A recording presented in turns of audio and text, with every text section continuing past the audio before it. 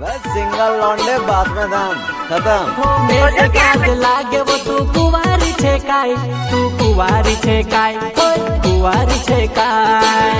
जरे जरे जवाना तो ज्यादा माकर, छोड़ दे मारू पीछू हाथ मा पकड़।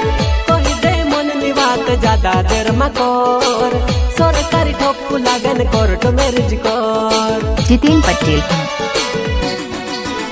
ओए ओछा भर